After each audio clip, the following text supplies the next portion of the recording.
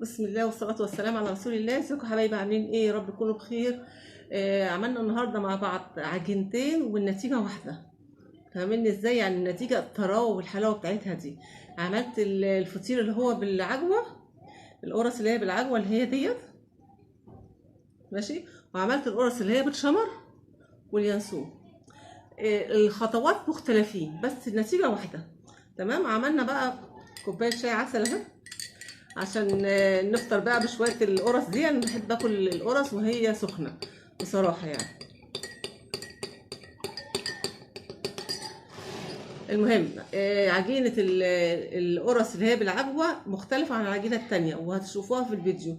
بس الاختلاف مش جامد قوي، بس النتيجه في الاخر نفس الطراوه والحلاوه بتاع العجينه الهشه التحفه دي. ماشي. فان شاء الله هتاكلوا احلى قرص. بصراحه تحفه جدا، حلوه وريحتها قلب الدنيا. هو المشكله بس في الحكايه دي، الموضوع ده كله ان الدنيا حر. هي حلاوتها ان الدنيا حر، العجينه هتخمر بسرعه. لكن في الحر بقى، بص انا شغاله عرق ازاي الدنيا بس في الحر بس. لكن في الشتاء بقى، لو عملتيها في الشتاء دي اخر عظمه، تدفيلك الشقه. وريحه الخبيز في البيت حلوه جدا ونعمه وخير من عند ربنا.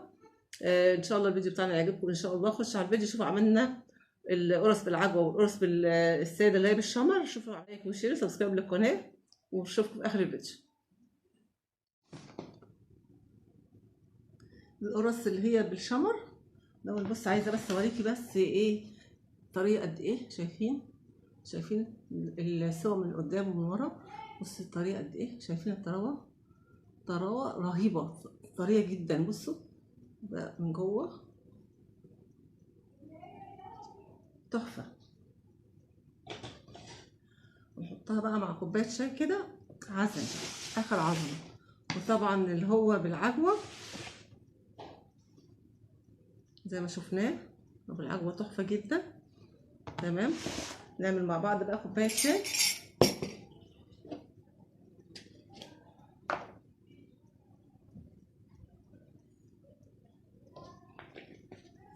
بصوا انا بحب اكل الحاجه وهي سخنه، يعني مثلا رز بلبن احب اكله وهو سخن. قرص احب اكلها وهي سخنه.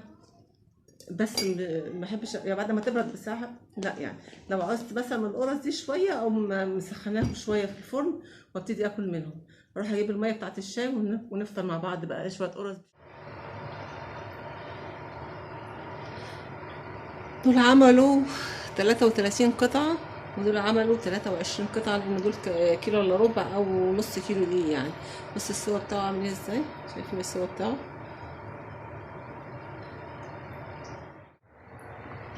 اللهم في هذا الصباح سخر لنا ما تعلم أنه خير لنا. قلوبنا بين يديك ارزق فارزقها الثبات والراحة.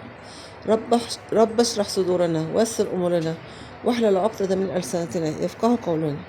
اللهم يا من توزعت الأرزاق بكرمك وتنفس الصبح بأمرك، بلغ أسامينا مراتب الدنيا وأعلى منازل الآخرة. يا رب دعوك بعزتك وجلالك ألا تصعب علي حاجة، ولا تعظم علي أمرا، ولا تحن لي قامة، ولا تفتح لي سرا، ولا تكسر لي ظهرا. اللهم آمين يا رب العالمين. لازم نستفتح بالكلمات الجميلة دي عشان الدنيا تبقى معاكم متيسرة. وصباح الفل عليكم. تعالوا نخش على الفيديو. عايزه بس اوريكي الطراوه من جوه عامله ازاي. القرصه دي من بره هتجيبيها ب3 4 جنيه بصراحه يعني. لكن احنا عملناها يعني كل اللي موجود عندي عملته. انا مشتريتش حاجه من بره.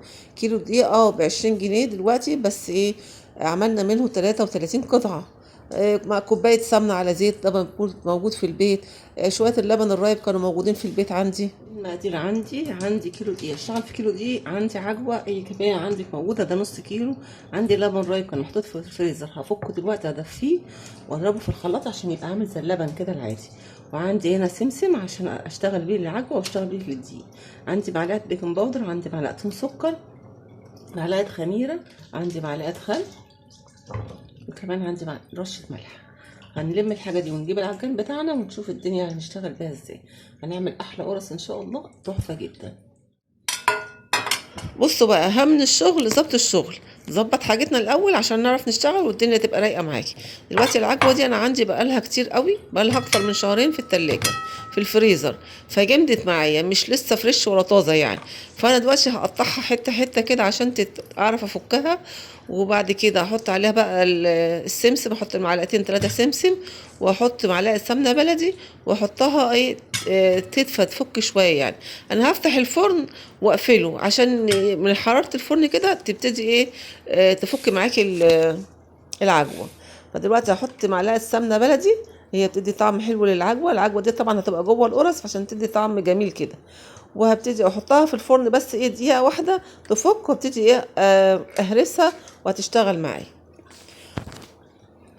احط عليها معلقه سمنه بلدي كده، وهحطها بقى تفك مع بعضيها وارجع لكم تاني.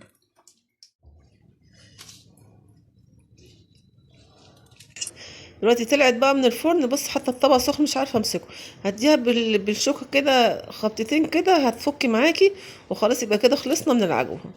خلاص هشيلها على جنب بعد ما اهرسها، وابتدي اسيح القشطه، اللبن الرايب. بص هو ده لبن رايب على لبن خض، كان عندي بلاوي بقيه الزبده، فانا دفيتهم بس شويه على البوتاجاز عشان كانوا مجمدين، وهضربهم في الخلاط.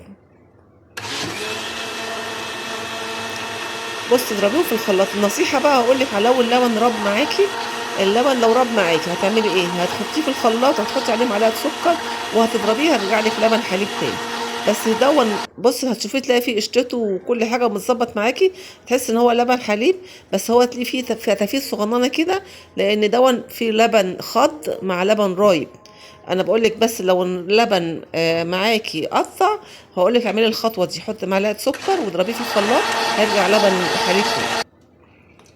دلوقتي انا بقى بظبط الدنيا قبل ما اشتغل. دلوقتي عملت اللبن وحطيته في الشفشه كده، وهبتدي اجيب الحاجه بتاع العجوه. طبعا هكورها كده كور صغننه كده عشان احطها في القرص على طول. حتى لو راب عندي شايفين القشطه؟ شايفين الوش بتاع اللبن عامل ازاي؟ تحط عليه معلقه سكر واضربيه كده يطلع لك لبن طبيعي تاني. تعالوا بقى نشوف احنا هنشتغل ازاي. جبنا البوله بتاعت العجان،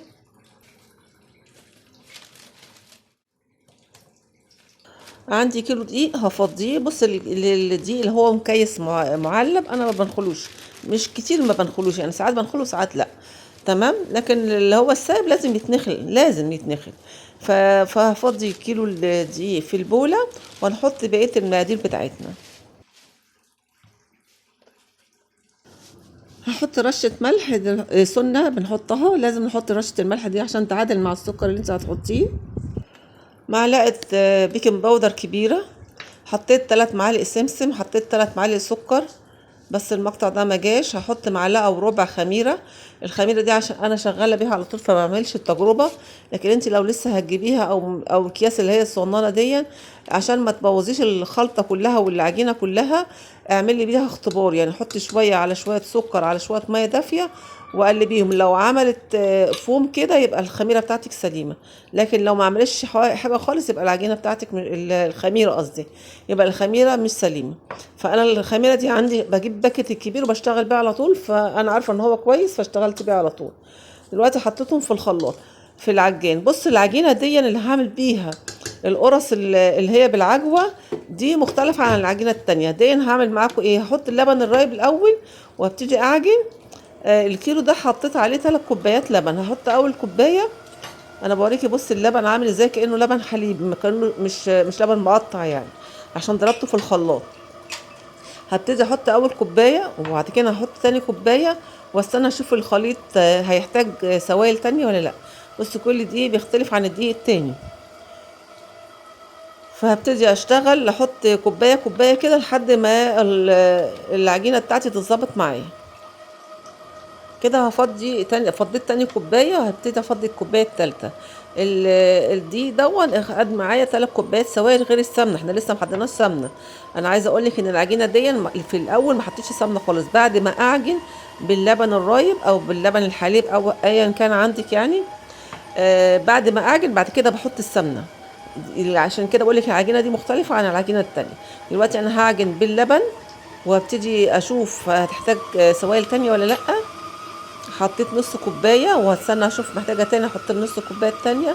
شويه شويه، ما تحطيش الثلاث كوبايات مره واحده عشان ممكن في دقيق ياخد السوائل وفي دقيق لا. فانا حطيت الاول الكوبايتين عشان عارفه ان هو لسه هيحتاج سوائل تانية. الكوبايه الثالثه بحط شويه شويه، يعني حطيت حتى بص فاضلين الا بق صغنن، سبته برضو قلت يمكن ما يحتاجش السوائل دي يعني. بس هاجي في الاخر واحطهم، يعني كده خد معايا لبن 3 كوبايات. بعد ما اخلص عجن هبتدي احط السمنه، احط السمنه على الزيت. العجينه دي غير العجينه التانية، العجينه التانية هشتغل احط السمنه في الاول، اللي هي القرص بالشمر يعني. بص هتاكلي زي كأنك جبتي من الفرن بالظبط يعني. بس في وفر جامد جدا. احنا القرصه بره هتجيبيها بكام؟ بص شويه اللبن دول هحطهم برضو كده، خد معايا 3 كوبايات. هبتدي بقى في نفس الكوبايه هبتدي اعاير السمنه. احط كوبايه الا ربع سمنه والربع زيت، او نص سمنه ونص زيت زي ما انت حابه. او عايزه تحطي زيت خالص حطي، عايزه تحطي سمنه خالص حطي. انا بقول لك اللي انت عايزه تعمليه اعمليه يعني. بس اللي انا عملته حطيت نص كوبايه سمنه، وكملت الكوبايه بالزيت. طلعت حلوه وهشه وطلعت جميله. بس اهم حاجه الزيت يكون نوع نظيف، ما يكونش معلش الزيت بتاع التومين بيدي ريحه كده، فمش هيبقى حلو معاكي، مش هيبقى لطيف يعني. فحطيت نص السمنه ونص الزيت وابتدي اشتغل. بعد ما عجنت اهو هبتدي افضي السمنه بتاعتي. ساعتها بقى العجينه هتطلع معاكي ملبن، هتطلع معاكي تحفه جدا. عشان كده بقولك العجينه دي مختلفه عن العجينه التانية. افضي بايدك كميه. بص تحس ان العجينه اتفرفتت معاكي، لا سيبيها تشتغل بس. خدت في العجان بتاع 10 دقايق، سيبيها بس تشتغل شويه، هتلاقيها اتلمت معاكي وبقت ايه، بقت استك كده.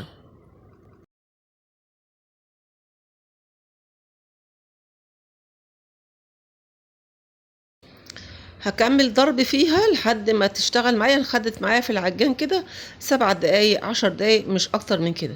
بس العجينة طلعت جميلة جدا جدا، وطالعة قطعة القرصة مغذية لان فيها لبن رايب، مش معمولة بالمية خالص. بص كل حاجة كانت موجودة عندي، اللبن كان عندي راب، كان عندي لبن خض يعني. بصراحة ما اشتريتش حاجة، هو كيلو دي بس اللي انا اشتريته. فتخيلي بقى 33 قطعة، قولي القطعة دي بره ب3 جنيه. معلش نسيت معلقة الخل. الخل ده، معلقة الخل دي محسن طبيعي فلازم تحطيها يعني. فبقول لك ان قطعة القرصة دي بره مش عارفة ب3 او ب4. انا بصراحة ما بشتريش حاجة من بره، بس تقريبا يعني لا ب3 لا 4. هنا قربت لك بس الكاميرا شوية عشان اوريكي بس العجينة من جوه، تحسي انها مقطعة متفتتة ازاي. لكن مع الاستمرار في الضرب او لو هتعجنها على ايديكي هتطلع معاكي تحفة جدا جدا ان شاء الله. هنلمها كده ونشوف هنكمل ازاي. بص في نفس الفيديو انا هعمل معاكم 3 فيديوهات يعني، او 3 او 4 فيديوهات كله معجنات. المعجنات دي هتنفعك جدا لو في مصيف بقى. بص هنا عايزه اوريكي ان العجينه لسه بتقطع معايا. بعد مثلا خدت 5 دقايق ضرب كده، قلت هسيبها برضو دقيقتين كمان اضرب فيها علشان تطلع معاكي مظبوطه. تمام. هديها برضو خبطتين 3 كده بتاع دقيقتين كمان كده ضرب في العجان. لو هتشتغل على ايدك حطيها على الرخامه واديها بقى، اديله كده اديها في العجان خبط على الرخامه، ان شاء الله تطلع معاكي تحفه جدا. بص عايزه اوريكي الناتج دلوقتي، العجينه عامله ازاي. لا لوحديها كده عامله زي الاستك، تحفه جدا ما شاء الله. امشي على الخطوات واحده واحده هتاكلي احلى قرص ان شاء الله. وعايزين نعود نفسنا بقى ما نشتريش حاجه من بره. اي نعم كل واحد ليه رزقه وكل حاجه، لكن عشان ولادنا والامراض والحاجات اللي بتعدي دي، ليه ما تاكلهمش لقمه نظيفه؟ بتاع بره عمره ما يحط لك لبن رايب، عمره ما يحط لك لبن اصلا، مش هيحط لك سمنه بلدي. فانت حطي حاجه تاكلي ولادك حاجه كده مفيده ومغذيه ليه. شايفين العجينه عامله ازاي؟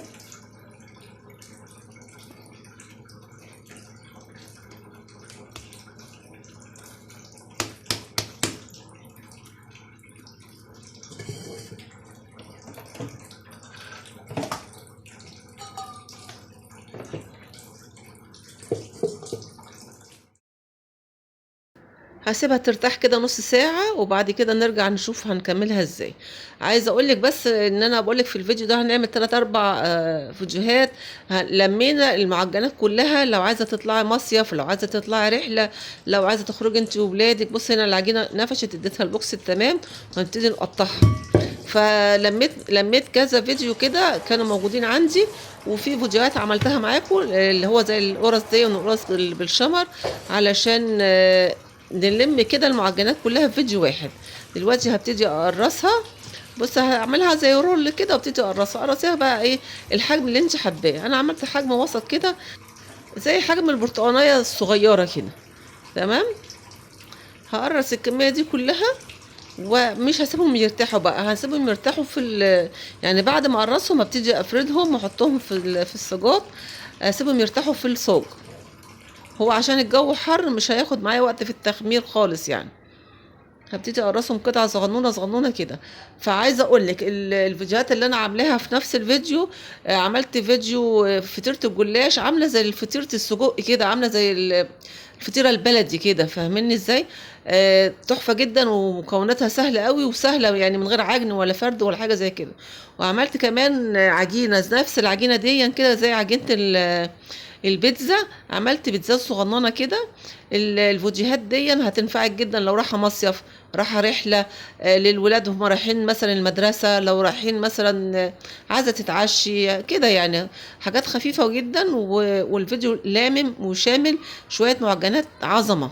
ان شاء الله هيعجبك الفيديو قوي قوي.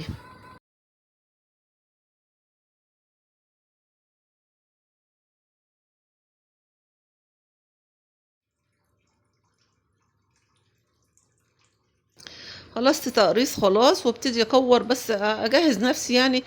كور صغنونه كده من العجوه على اساس ان انا افردها واشتغل فيها على طول. العجوه طبعا عشان حاطه فيها معلقه السمنه فتلاقيها احس انها مزيته كده، بس والله النتيجه في الاخر بجد مش هتندمي لو انت عملتيها. انا عايزه اقولك ان فيها وفر جامد يعني. شوفي 33 وهنقول المتوسط 3 جنيه. القرصايه دي ب 3 جنيه مش هتشبع عيل. انت عاملاها بقى فيها لبن وفيها قيمه مغذيه حلوه جدا لاولادك. بره معموله بالميه، معموله بالسمنه اللي هي اللي مش عارفه اسمها ايه كده، تحس ان السمنه كده مزنخه. لا حاجه البيت كده لا يعلى عليها بصراحه يعني. اللهم صل وسلم وبارك على سيدنا محمد. يا حبيبي يا رسول الله. طول ما انت قاعده كده اذكري الله، الا بذكر الله تطمئن القلوب. حاجتك هتشتغل هتخلص وتبقى زي الفل وهتشتغلي كده والدنيا تبقى متيسره معاكي كده ان شاء الله. معلش الفيديو طويل شويه وانا رغايه شويتين، بس في حبه نصايح حلوين ومش هتندمي لو انت اشتغلت فيها يعني. العجوة عشان كانت قديمة عندي فتحس ان هي برضو مفتفتة. انا بلمها كده بالعافية بصراحة، انا مش هكدب عليكم يعني. فتحس انها بلمها لا فيها فتافيت كده. والعجوة اللي بره انا بعمل بصراحة في البيت بتبقى عظمة، لو قعدت عندي في التلاجة سنة واجي اسيحها بتطلع جميلة جدا. بس العجوة بتاعت بره بصراحة بتبقى مقرقشة كده ومش عارفة، بس مش عارفة جبتها ليه ساعتها يعني. بس لقيتها طولت عندي في الفريزر قلت اشتغل بيها بدل ما تترمي حرام يعني. حطيت القطعة كده وهبتدي احط في الصاج بقى وبطيها تبطيطة صغننة كده.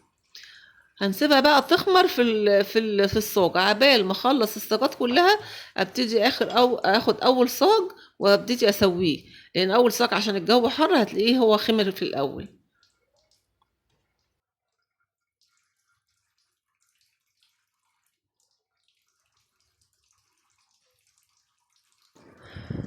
سبحان الله وبحمده لا قوة الا بالله. ما شاء الله كان وما شاء لم يكن.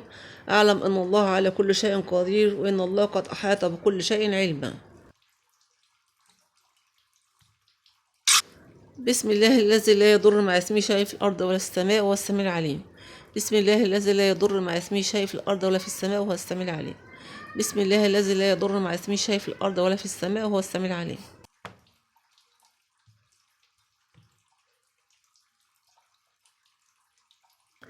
أصبحنا على فطرة الإسلام وعلى كلمة الإخلاص وعلى دين نبينا محمد صلى الله عليه وسلم وعلى ملة أبينا إبراهيم حنيفا مسلما وما كان من المشركين.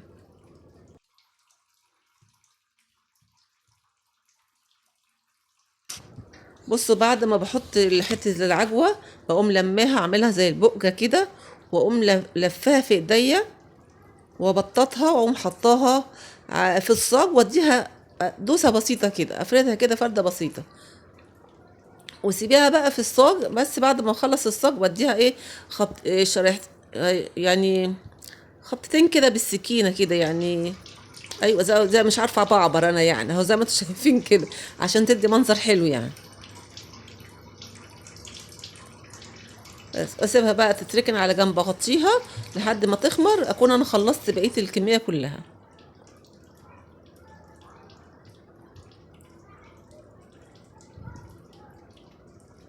القرصه برضو حجمها حلو، مش صغير، وبتهيألي اكبر من اللي بتتباع بره.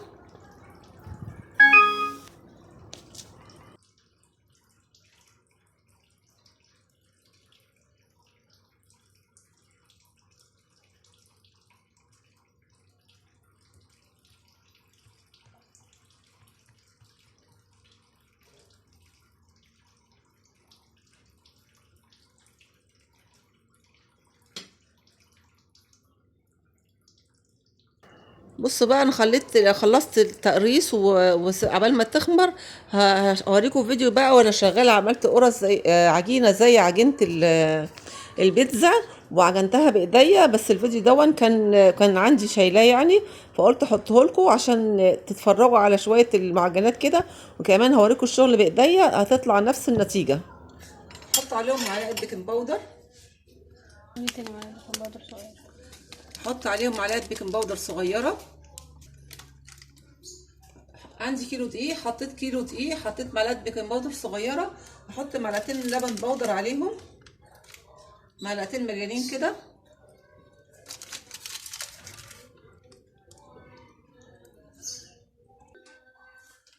عندي ربع معلقه ملح صغيره. هقلب كل المقادير كده مع بعض ونبتدي نشتغل. انا عندي بقى بوله تانية هحط المقادير السايله. هشيل الدقيق ده دلوقتي على جنب. هجيب بوله تانية هحط المقادير السايله معايا مع بعض. جبت بوله هحط فيها المقادير السايله مع بعض. عندي كوبايه حليب لبن يعني، كوبايه. هحط كوبايه ميه. قولي تاني. نص كوبايه زيت.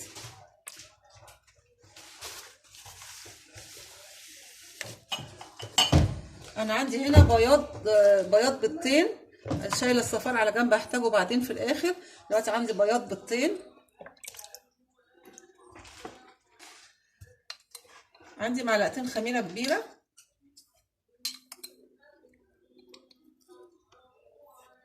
عندي 4 معالق سكر كبار.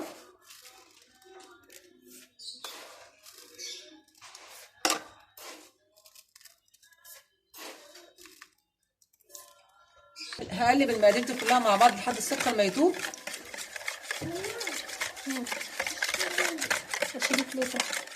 عندي كوبايه دقيق. هحطها مع الخليط السائل دون. هنعمل الخميره الاولانيه يعني. هقلب دون واسيبه يخمر كده بتاع ربع ساعه عبال ما نعمل الشاورما. هدوب بس الدقيق مع الخليط ده. هضيف معلقتين خل على العجينه. هتحتاج مني ميه، احط شويه ميه دافيه.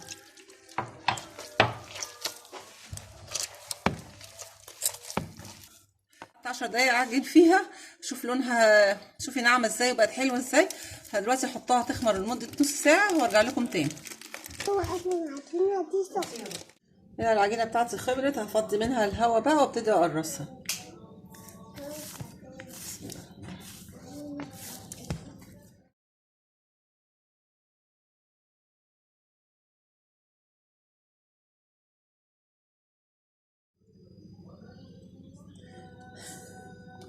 عندي صاج هنا رشاد دقيق، هبتدي اقرص فيه يعني حجم البيضه الكبيره كده. هعمل فيه الكميه كلها بعد كده نبتدي نشكلها.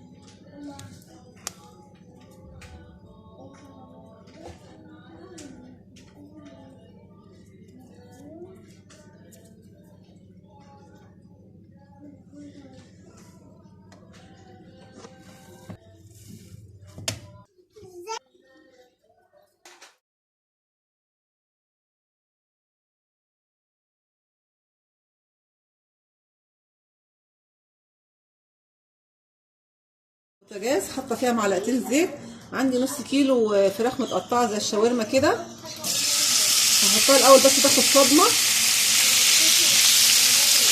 اما لونها بس يتغير ونبتدي نحط بقيه المقادير. استني يا ماما، انا مش هقلب فيها كتير عشان مش عايزه السوائل اللي فيها تنزل. اول ما تحس ان لونها اتغير من تحت تبتدي تقلبيها.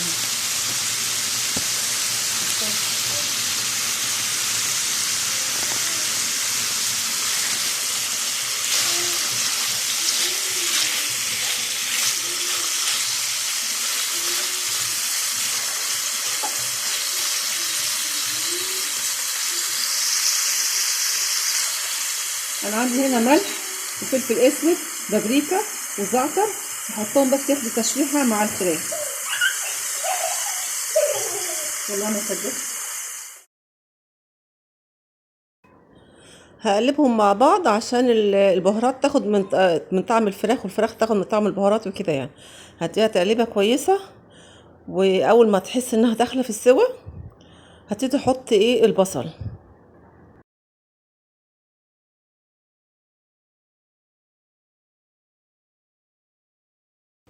بس منظرها بشكل كده، منظرها تتاكل حاف، تتاكل ان هي نيه كده، والله منظرها جميل جدا.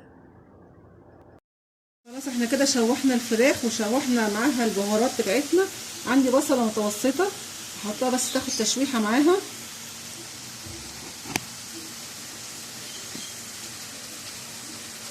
بس ما تاخد تشويحه شويه اقوم حاطه بقيه الفلفل والوان اخضر واصفر واحمر.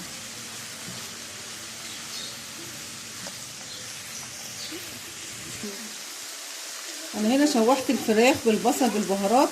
بقيت فراخ بايته عندي صدر فرخه هحطه معاه بس ياخد تشويحه.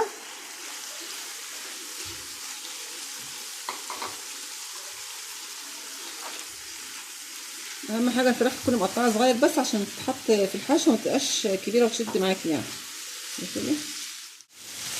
دلوقتي الفراخ يعتبر استوت خلاص كده، دخلت في السوا. هحط الفلفل بتاعي. عندي فلفل الوان احمر واصفر واخضر.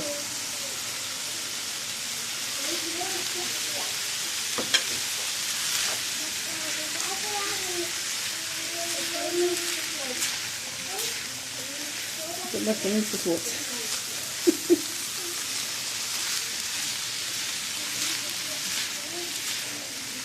خلاص الحشوه بتاعتي كده خلصت، هسيبها تبرد عبال ما اكمل العجينه بتاعت الفطاير. دلوقتي هحط هضيف معلقه صلصه عليها وهديها تقليبه واقفل عليها كده. خلاص الحشوه بتاعتنا استوت.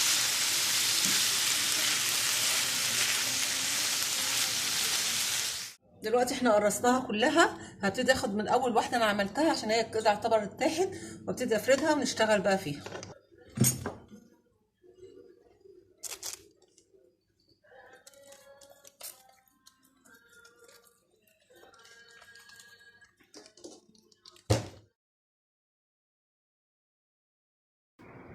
شايفين العجينه عامله ازاي، طريه وجميله ازاي.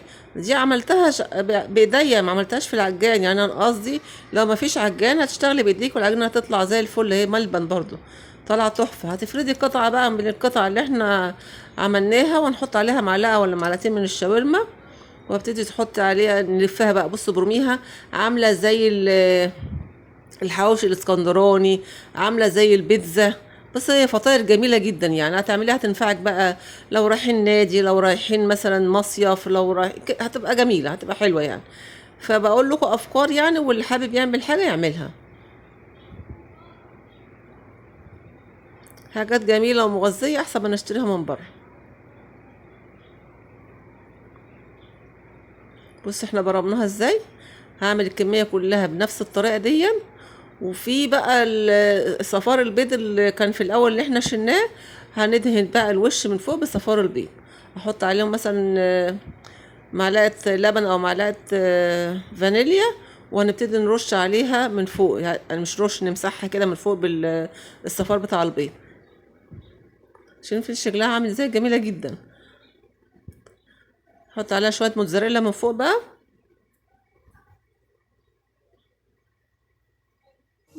جزء من الفطاير. عظمه هكمل يعني، بقيه عظمه الفطاير بصراحه. وعليكم تاني.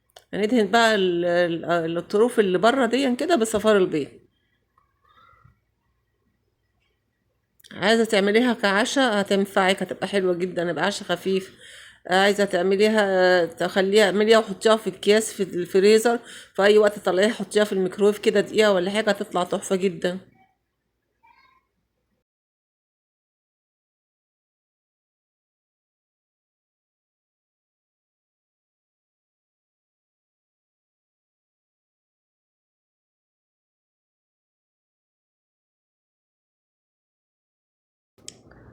هنخلص الكمية كلها وبعد كده هنحطها في الفرن تستوي، هتطلع اخر حلاوة. حطيت صح نسيت اقول لكم ان انا حطيت شوية فلفل اسود على البيض، لان دي اكلة مش حلوة يعني، ده اكلة فيها فراخ وكده يعني، فانا حطيت على البيض رشة فلفل اسود كده عشان الزفارة.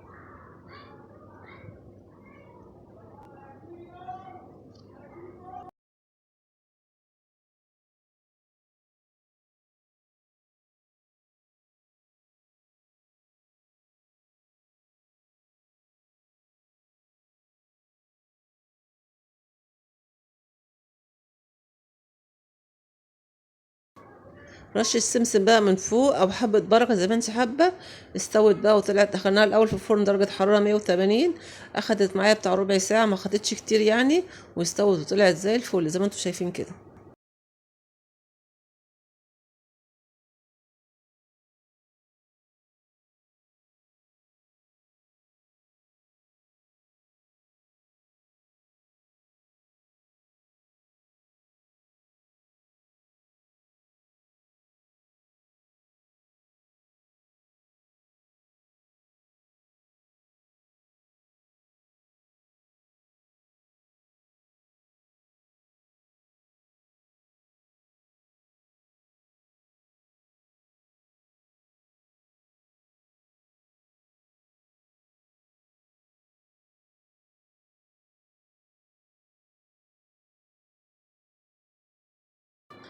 بص المنظر يتحدث عن نفسه، الجبنة سايحة كده وجميلة ما شاء الله،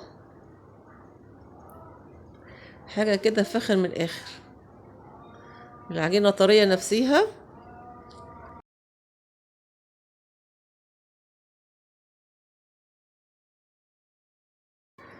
والشاورما والجبنة كمان مدين طعم مع العجينة، بصراحة حاجة كده فاخر من الاخر، جميلة جدا جدا ما شاء الله. كده الفطاير بتاعتنا طلعت من الفرن، شكلها تحفة وريحتها جميلة، قلب البيت كله. بص منظرها عامل ازاي، بص السوا بتاعها من هنا ومن ورا عامل ازاي، طرية وهشة. بص المنظر، بص عاملة ازاي طرية جدا. تعالوا بقى بس نفتحها مع بعض، سخنة.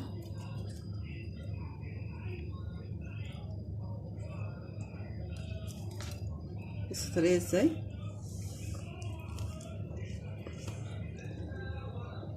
جميلة جدا وطعمها رائع جدا.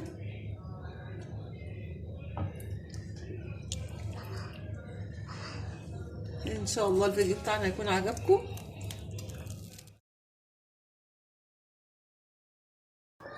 دلوقتي هعمل معاكم فيديو تاني اللي هو فطيرة الجلاش. دي سهلة جدا جدا، لو انت مزنوقة في عشاء، مزنوقة في غدا، مزنوقة في فطار، دي مفيش اسهل ولا اجمل منها. بلف الجلاش قديمة عندي في التلاجة متبهدلة كده، عملت بيها احلى فطيرة جلاش. بسم الله الرحمن الرحيم. المقادير عندي لفة جلاش نص كيلو، عندي معلقتين قشطة، القشطة دي محوشاها من وش اللبن، معلقتين زبدة، كوباية زبادي، وهنا معلقة بيكنج باودر كبيرة، والجبنة الشيدر والموتزاريلا دول حسب الرغبة. دلوقتي هنجيب بولة ونشتغل على طول. بسم الله الرحمن الرحيم. دلوقتي هنجيب بولة هنفضي كل الحاجات دي فيها. هنقول بسم الله الرحمن الرحيم. هفضي كوباية الزبادي، بسم الله،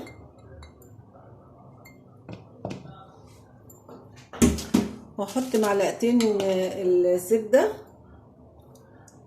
درجة حرارة الغرفة او درجة حرارة المطبخ، بسم الله. وهنا معلقتين القشطة، انا مش عايزة اكتر في القشطة ولا في الزبدة عشان ما تبقاش تقيلة، يعني ايه كده تبقى حاجة خفيفة كده وحلوة جدا جدا، هتاكلوا احلى فطيرة ان شاء الله.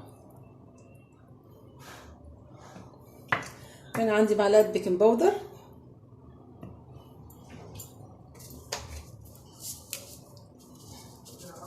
رشه ملح صغيره اهي بتاع ربع معلقه. هنقلب كل الخليط ده مع بعض، هقلبه وارجع لكم تاني. دلوقتي انا قلبت الخليط كله على بعض اهو. هجيب صينيه هدهنها بس دهنه زيت بسيطه، وبعد كده نطبق الصينيه مع بعضين. انا جبت صينيه حطيت فيها نقطه زيت صغيره خالص، هدهنها بقى كده وادهنها من الجوانب كده كمان.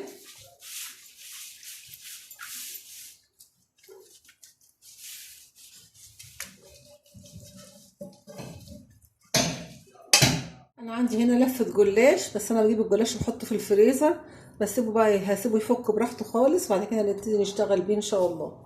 تمام. هبتدي بقى ارص ورقه ورقه ورقه ورقه، مش هحط اكتر من ورقه.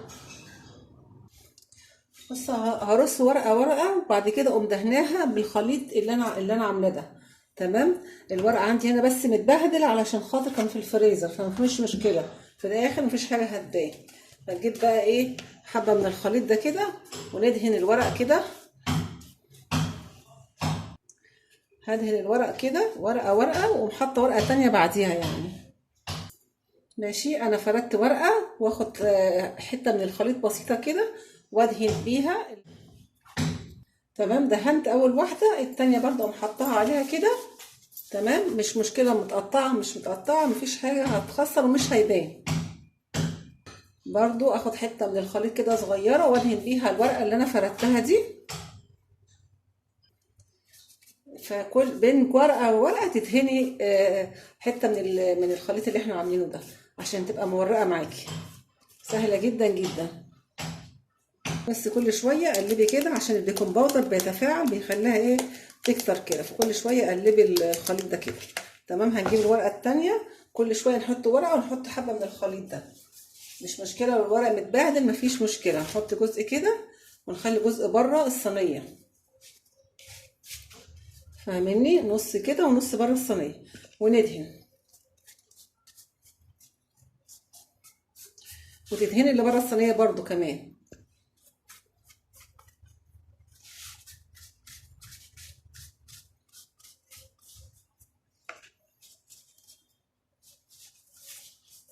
ورقه كده. بصي في الجنب ده نحط، يعني كل جنب نحط ورقه، ونص وربع الورقه تحط لها بره الصينيه. 3/4 الورقه جوه الصينيه، وربع الورقه بره الصينيه.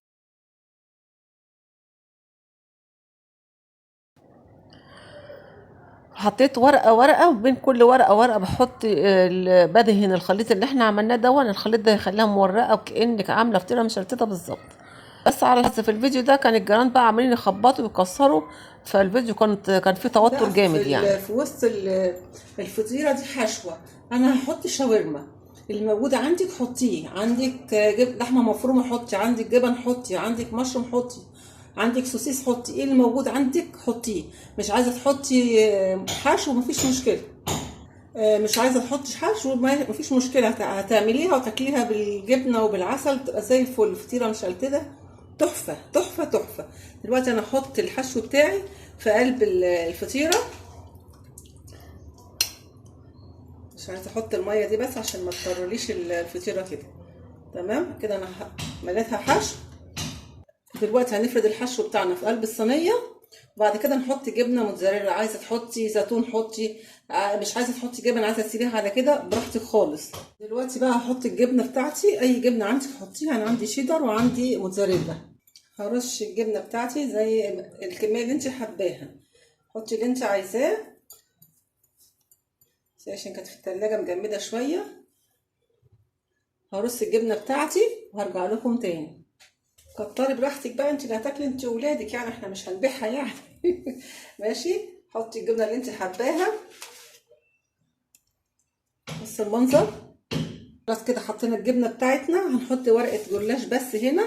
بعد كده هنجيب الجبنه ورقه واحده، بعد كده هنجيب اللي في الجوانب دول هنحطهم جوه. بس هنحط برضو ايه حبه من الخليط اللي احنا عاملينه دون كده على الورقه اللي احنا عاملينها. بصوا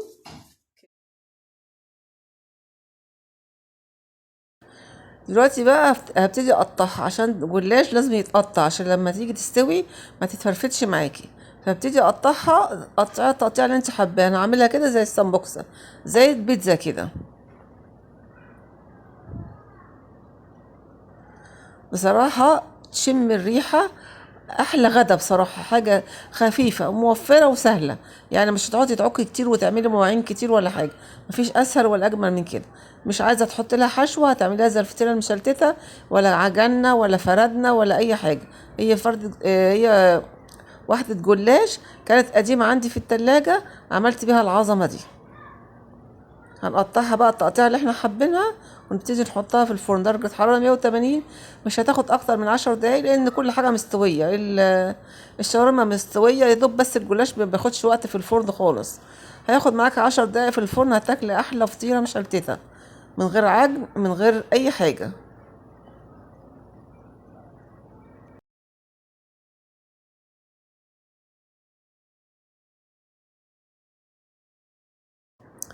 يلا على الفرن، مش هتاخد معاكي وقت خالص، وهتتغدي او تتعشي احلى فطيرة بالشاورما. الفطيرة بعد ما طلعت من الفرن جميلة جميلة جدا جدا جدا، حلوة قوي وريحتها فظيعة. فطيرة مشلتتة محدش يعرف ان هي من الجلاش. تعالي بقى نقطعها ونشوف بقى الجمال بتاعها.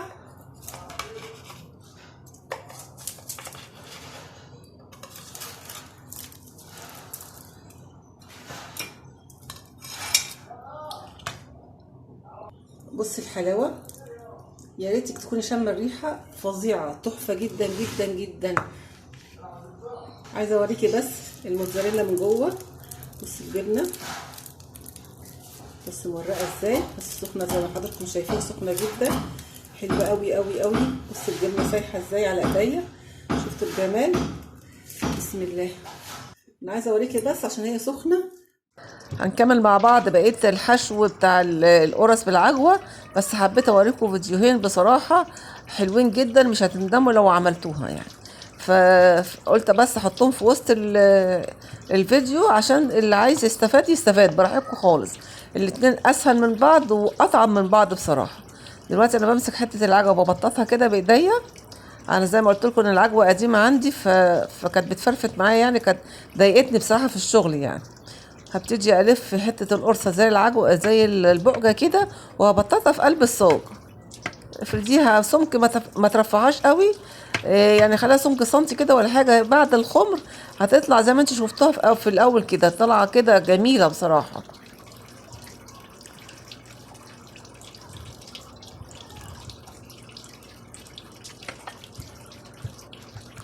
نعمل حاجاتنا في البيت بصراحه فيها توفير، بعد الغلا اللي احنا فيه دون يعني.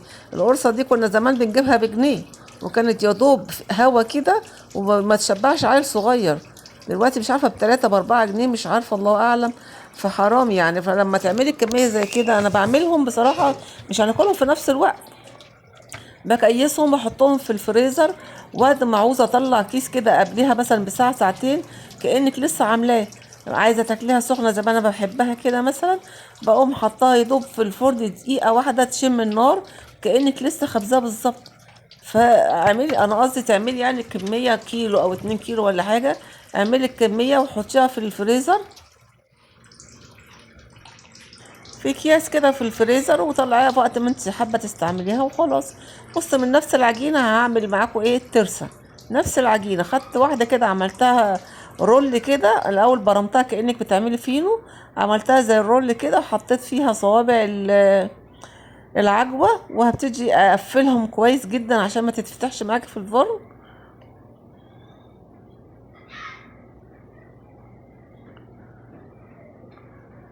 انا بلمهم بعد كده، ابتدي اقفلهم، يعني اقفلها كويس وبرومي بقى كده عشان ما تتفتحش معاكي، وبروميها، وابتدي لفيها كده زي زي الطوق كده، زي الدوريه كده.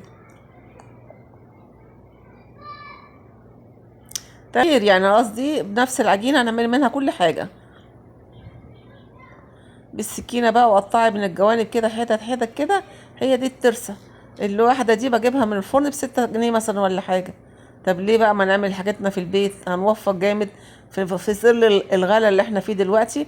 لا، نجيب حاجاتنا في البيت، هتتعبي شويه صغيره بس هترتاحي يعني لحبة القرص دول هيقعدوا عندي مثلا 15 يوم ولا حاجة.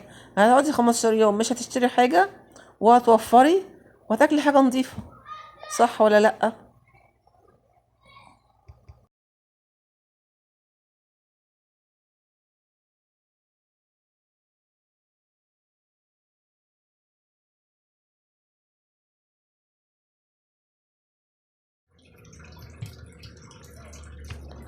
بوريك واحدة تانية بقول لكم ان هي سهلة جدا، مش معضلة يعني.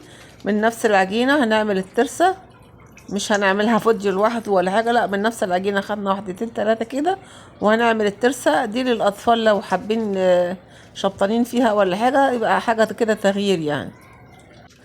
هتفطري بيها الصبح مع كوباية شاي، هتتعشي بيها مثلا كوباية شاي بلبن ولا حاجة. جعانة تاخديلك واحدة كده، بس حاجة في البيت كده تبقى سطرة كده وجميلة جدا. وربنا يحسن ما بين ايديكم ان شاء الله.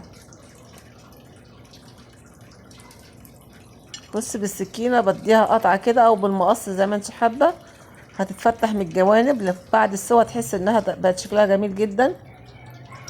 هي دي الترسة، مش معضلة ولا شغل جامد ولا حاجة.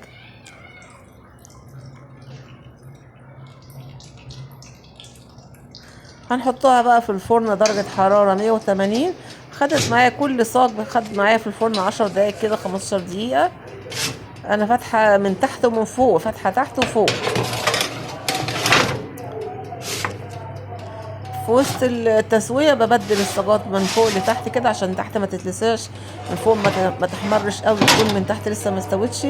فبعد مثلا 5 دقايق كده اما احطهم في الفرن ابتدي ابدل الصاجات مع بعضيهم يعني.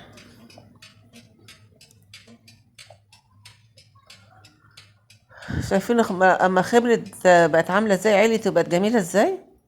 هنعمل مع بعض العجينة التانية. دلوقتي عندي معلقة ينسون على شمر، حطيت عليهم معلقتين سكر المطحنه بتاعه الخلاط هنعمهم.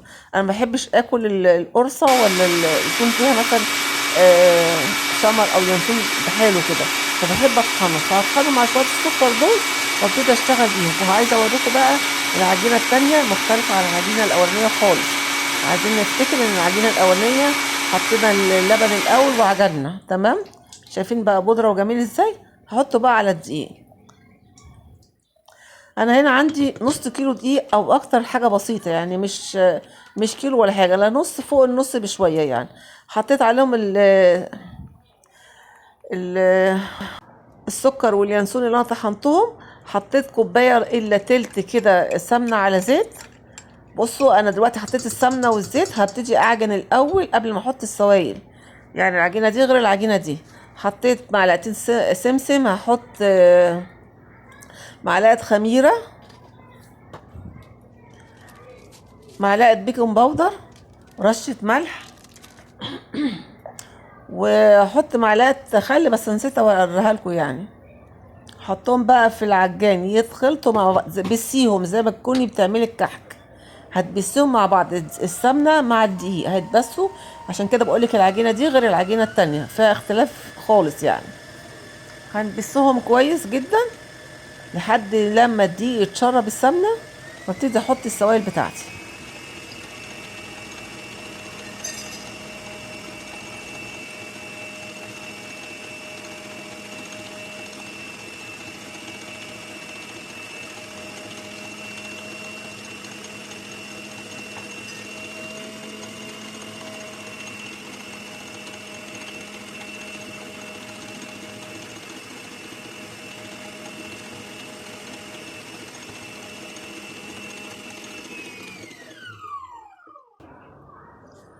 بس بوقف العجان عشان اشيل اللي في الجوانب، عشان السمنه والدقيق لازقين في الجوانب، فبنزلهم وابتدي اعجن تاني.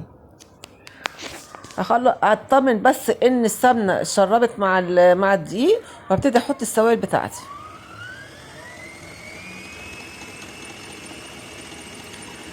دلوقتي هحط كوبايتين لبن. هي السوائل عشان كميه الدقيق قليله، فخدت معايا كوبايتين لبن، اللي هو اللبن الرايب يعني.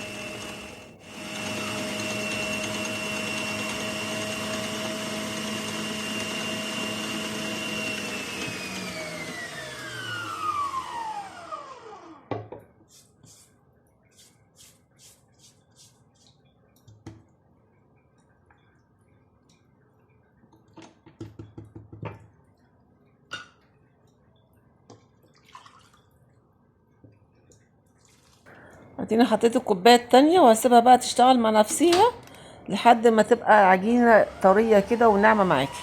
هتاخد معانا برضو في العجن 10 دقايق، 7 دقايق كده، 10 دقايق مش كتير يعني. وزي ما وريتكم في الفيديو اللي هو بتاع اللي انا حاطه فيه شاورما ده، القرص اللي حاطه فيها الشاورما دي انا عجناها على ايديا وطالعه نفس النتيجه. فمش مشكله العجان، انا جبت العجان بعد ما دراعي تعبني، فاهميني ازاي؟ فربنا يعافينا يا رب ان شاء الله يعني. عشان كده بقولك يعني ممكن تشتغلي على ايدك عادي، مفيش مشكله، تطلع وهتطلعي احلى نتيجه باذن الله. هنعجن كويس جدا.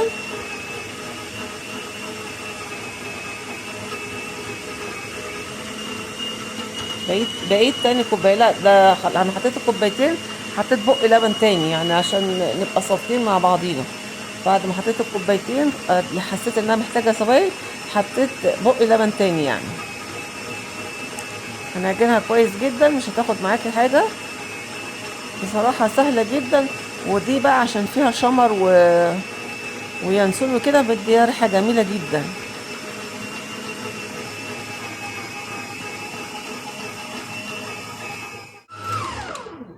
خلاص بصوا العجينه بقى عامله ازاي، بتنزل لوحديها استك، جميله قوي.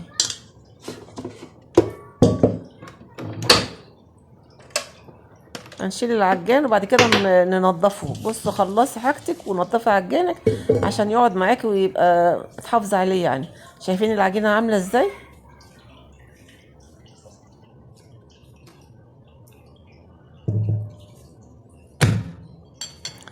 هحطها في البول او اغطيها بالاسترتش كده 10 دقايق ولا حاجه. هي ما خدتش معايا وقت في التخمير زي التانية. يعني مش بخمرها، انا بريحها يعني.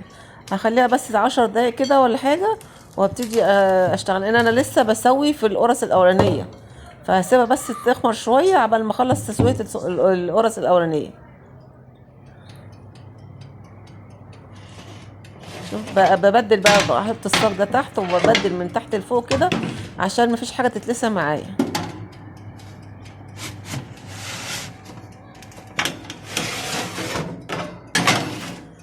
لا بصراحه مؤمنه عامله عظمه يا ولاد، ان شاء الله كده هتعجبكم وهتعملوها وتطلع زي الفل ان شاء الله من ايديكم. شايفين بقى التسويه اما اول صاجين طلعوا، شايفين عاملين ازاي؟ شايفين علو سخنه جدا، سخنه يا حاجه. شايفين علو القرص عامله ازاي، والسوا بتاعها من تحت ومن فوق شايفين عامل ازاي؟ شايفين الطراوه؟ حاجه كده عظمه فاخر من الاخر. وبالامانه انا ما كلفتنيش حاجه خالص يعني، هي كيلو دقيق بس. وبيني وبينكم برضو الدقيق بجيبه مع حاجه الشهر في اول الشهر يعني. فكانت الحاجه كلها موجوده الحمد لله بفضل الله يعني. السمنه يعني اي بيت فيه سمنه تاخدي منه كوبايه واحده كمليها بالزيت. لو مش مش موجود عندك يعني هتعملي احلى قرص ان شاء الله. بصوا بقى العجان بعد ما اخلصه لازم اديله لمعه كده تنظيفه عشان ما يبقاش فيه الدقيق ويتراكم وهيقف معاكي. عارفه لما اهتمتيش بيه مش هيكمل معاكي. هو العجان ده معايا عندي بقاله، اللهم صل وسلم على سيدنا محمد، يعني بتاع 5 سنين بفضل الله يعني. بسم الله ما شاء الله، الله اكبر في عيني يعني. فلازم تحافظي على الحاجه عشان تحافظ عليكي. خلصي شغلك وابتدي نضفيه فوطه مبلوله كده واقعدي لمعيه. هو يرضى عنك حتى يعني، عشان هتسيبيه بقى بدقيق وبتراب وبكده هيقفش معاكي ومش هيشتغل معاكي. ومش كل يوم هنجيب عجان، الحاجه غاليه دلوقتي وربنا يسترها يعني ان شاء الله. لمعيه كده وشيليه في مكانه عبال الحاجه يعني انت مثلا قاعده فاضيه دلوقتي، اقعدي لمعيه كده اول باول كده وشيليه.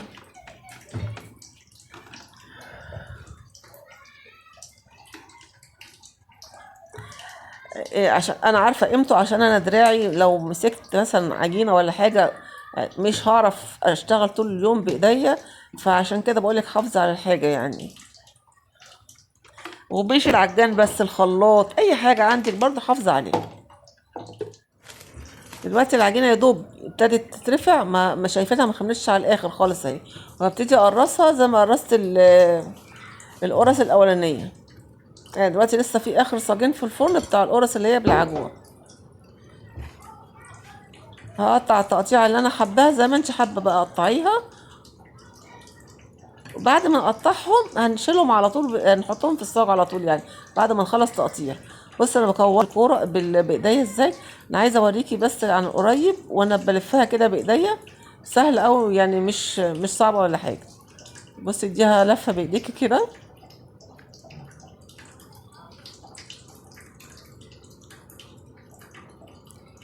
معلش انا حاسه ان انا صدعتكم، بس بصراحه بالامانه الفيديو مفيد يعني.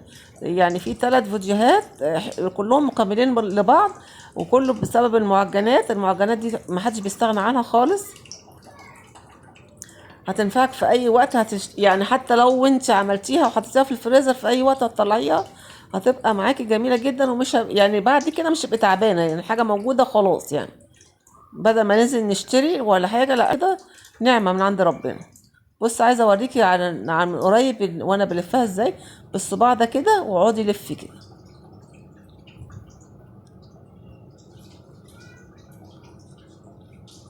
خلاص كده نعمت معاكي وبقت جميله اهي. هوريكي واحده كمان.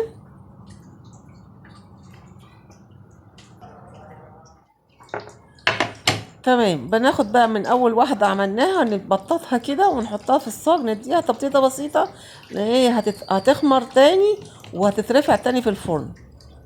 بس ما تخليهاش رقيقه قوي عشان تاكلي حاجه كده فيها اللب بتاع القرصه يعني.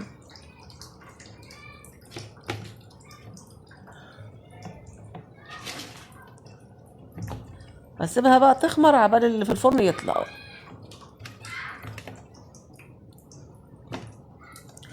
معلش انا اتمنى ان اكون ما صدعتكوش، انا صدعت، فانا عارفه ان انا صدعتكم يعني، بس الفيديو مفيد والله، ان شاء الله هتستفادوا منه يعني. هنديله بس بالشوكة كده نغزة كده عشان يدي منظر، يبقى دون مختلف عن القرص ام عجوة. سيبيه بقى يخمر كده، غطيه وسيبيه يخمر، وابتدي سويه بنفس درجة الحرارة اللي هي 180، وهنفتح من تحت ومن فوق.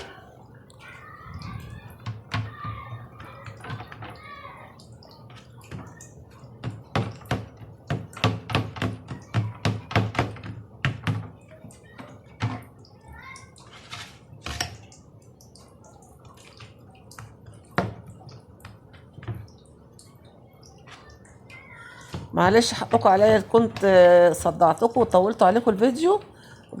بس يا ريت اللي يعمل القرص بالطريقه دي يدعي لي بقى، لان انا فعلا بتعب لما بعمل الفيديو، وقفتك قدام الفرن ووقفتك قدام وانت بتفردي الحاجه وكده. فالواحد والله عشان يطلع فيديو كده بيتعب جدا يعني.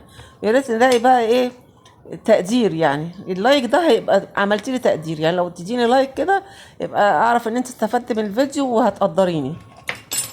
انا مش عايز اكتر من كده يعني. واللي مشتركش معانا في القناه يشترك برضه، هتشوفوا احلى حاجه ان شاء الله. كده القرص ام عجوه طلعت اهي، شايفين منظرها عامل ازاي، عاليه وهشه وجميله جدا، منظرها تحفه بصراحه ما شاء الله. طبعا الكميه دي كلها مش هناكلها دلوقتي، اكيسها واشيلها في الفريزر.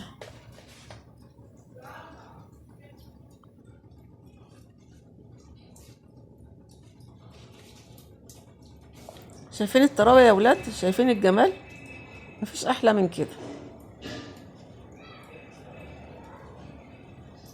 وادي الترسه كمان السوا بتاعها جميل وطلع شكلها حلو، هي برضه من نفس العجينه.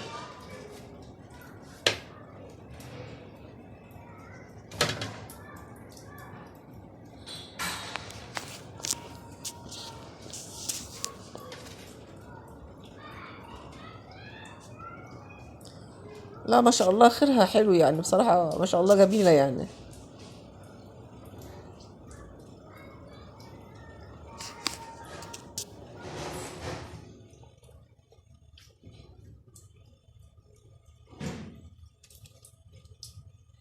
شايفين من جوه هشة ومفرغة ازاي، تسويتها عظمة.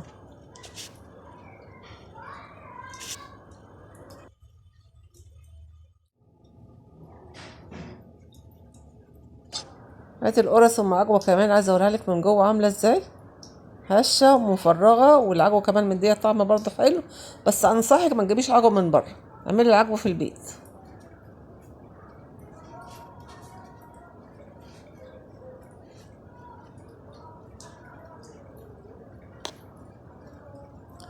كمان طلعت القرص اللي هي اللي بالشمر، طلعت كمان شكلها القرص اللي بالشمر بصراحة مدية ريحة كده وشمخة للبيت حلوة قوي.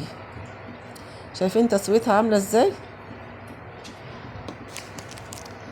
فالمجمل من كيلو ونص دقيق عملنا كمية محترمة جدا، هتقعد معاكي 10-15 يوم في التلاجة، في الفريزر يعني.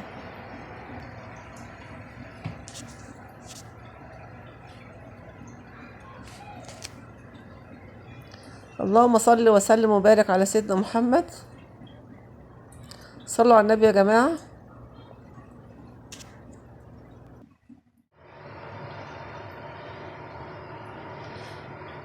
دول عملوا 33 قطعة، ودول عملوا 23 قطعة، لأن دول كيلو إلا ربع أو نص كيلو دي يعني.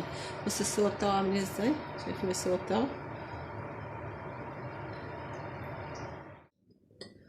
وبكده نكون وصلنا لنهاية الفيديو، وعملنا شوية شاي تحفة كده. بحب الشاي السادة مع اللي هي السادة كمان، القرص السادة دي.